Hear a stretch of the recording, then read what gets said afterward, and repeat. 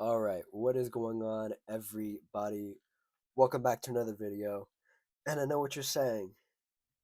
Why are we talking about the WNBA draft now? It happened a week ago. Why are we talking about it? Because I was sick, and then I made a video, and I still sounded sick, and I didn't like the way I sounded, and I didn't like anything about the video, so I scrapped the video. So now we're re-recording it, and we're gonna be a lot better this time. um, yeah, so we're gonna talk about the WNBA draft 1 week later. Get into some stuff about the first round, just the first round. We'll try to make this a bit of a shorter video since this is going up the same day as another video. So I don't want to overflow you guys with content. Just make up for last week's content that wasn't able to go out. So here we are. We're gonna talk about the 2025 WNBA draft, just the first round. Let's dive into it. And we're going to try to not mispronounce names. Because, man, as much as I was watching this draft last Monday, I was I had the volume up and I was trying to make sure I heard everybody's name at least like two times, just so I wouldn't mispronounce any of these names. Um, but let's jump into it. The first pick was the first pick um, decided last year. It was. She only cemented it. 19 points a game, 5 rebounds, 5 assists. National champion uh, guard for the Yukon Huskies. Paige Bueckers was the first pick. It was a no-brainer. I The more you dig into this pick, the more that you realize that, well, duh, it was a no-brainer move. But two, um, it's gonna be it's gonna be an interesting season for Paige Bueckers in Dallas. Um, Dallas Wings had the number one pick, obviously. It's gonna be a difficult season. Um, I am slightly worried about how the Wings are going to start, if I'm being quite honest. I think I said this in my preview too of the draft. If they start off slow, or if Paige isn't being used in the correct spots, because she can be quite passive at times, and she has to share the backcourt with a should I say veteran guard or a seasoned guard, a mature guard, and Arike Gumbuwale. Um, it's going to be hard for Paige to find her footing. I think the positive is that she does. I don't think she has the pressure of Caitlin Clark, like Caitlin Clark did last year. I think there's going to be a bit more wiggle room for Paige to improve. Um, I just hope the Wings have a game plan right out of the gate. Because as somebody who's been following this league for almost 10 years now, sometimes the Wings, when you watch them in the past, they haven't looked the best. And that's why they have the number one pick. But I hope they can turn it around at least a little bit. Um, let's get into the second pick here. Uh, the Seattle Storm and they took Dominique Mongola. Yeah, I think that's how you say it. I think I said it correctly. Malanga. Malanga. I think that's how you say it. Call it Dominique. I don't know anything about Dominique. I did not watch any tape because she does play for a French team, one of the better French teams. In fact, I heard on the broadcast and I heard from other people that she literally just flew in for the draft and she's flying back to France to play in their playoffs to hopefully win a championship for the French team, which is amazing. I love that stuff. I love already seasoned pros. I also heard from the draft, from people covering the draft, that she's been playing there since she was 14. So let's see, what would that be? That'd be one, two, three, four. She's like 19, so that's like what? 6 years of pro experience already, which is freaking amazing. Um, Seattle does not have a lot at the moment. Uh, the plus of waiting to do this video is that um, it is reported that Akita Mole, their was it their draft pick last year, or did she get traded there? She's there now. She's out for the season. She's Nikita is one of their other prospects. She tore her ACL, I believe, so she's out for the next season. So it's just gonna be Dominique and that's the only other draft pick they had. Um, but yeah, so it's just gonna be Dominique. We're gonna see what she can do. Um, from what I've heard, this was the right pick. Um, now we'll get into some other picks that are questionable, but the Washington Mystics are up next, but they also had the number 3 pick, the number 4 pick, and the number 6 pick. The number 5 pick was owned by the Golden State Valkyries. We'll get to them. I just want to cover this swath of players right here. Let's cover the Mystics picks. Their first pick, the number 3 pick, they took Sonia Citron, 14 points, 5 rebounds, 2 assists in her collegiate season last season. Their second pick, the 4th pick. Now, I've heard this name pronounced a bunch of different ways, but I'll try to get it right. Kiki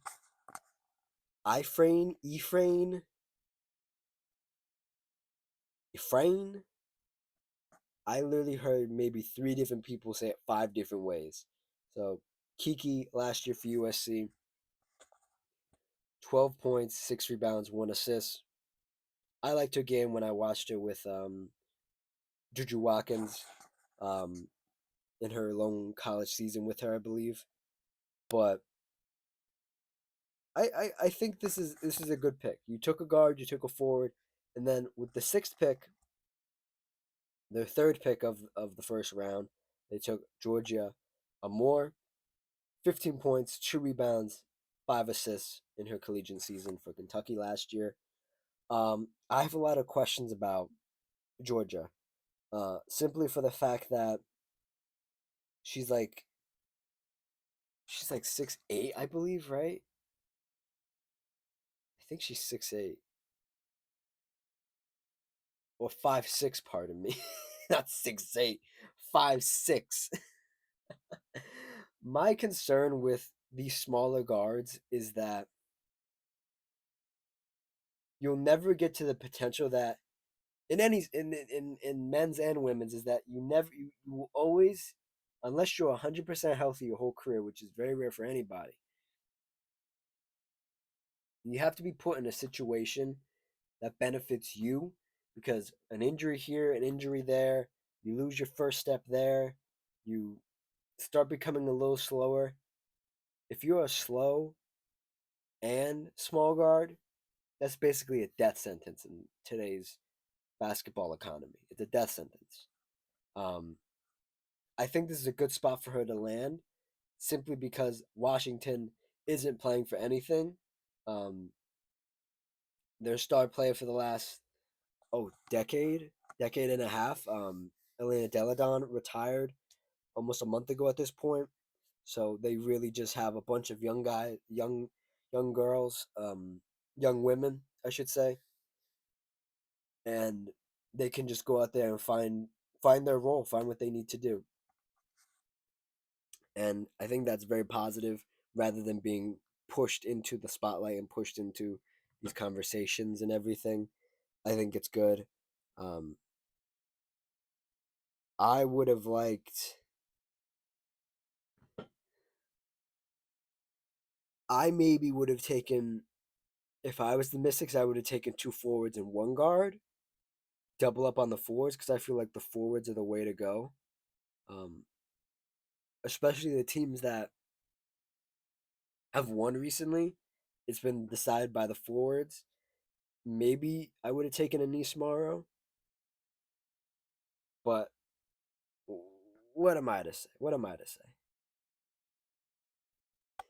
And we will move on to the fifth pick with the Golden State Valkyries, who took I think they took.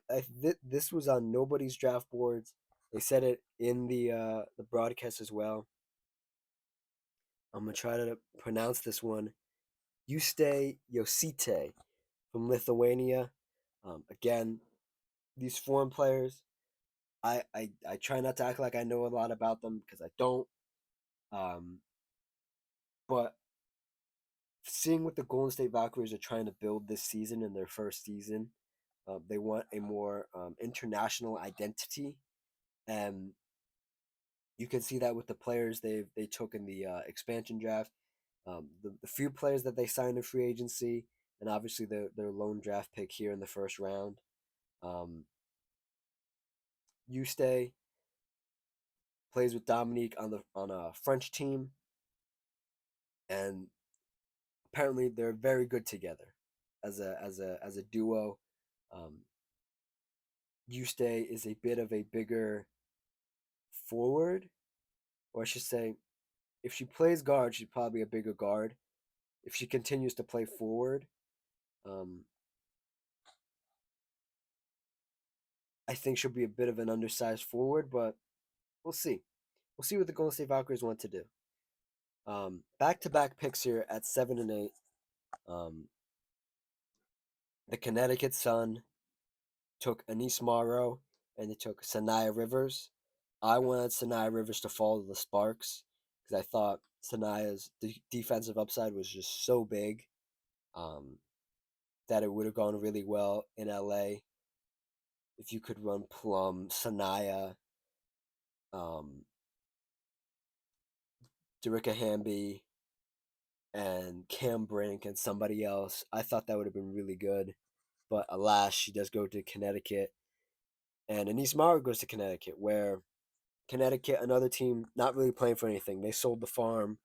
Um, they had a very awkward off season, but I think getting both these players is good because they both will have time to develop.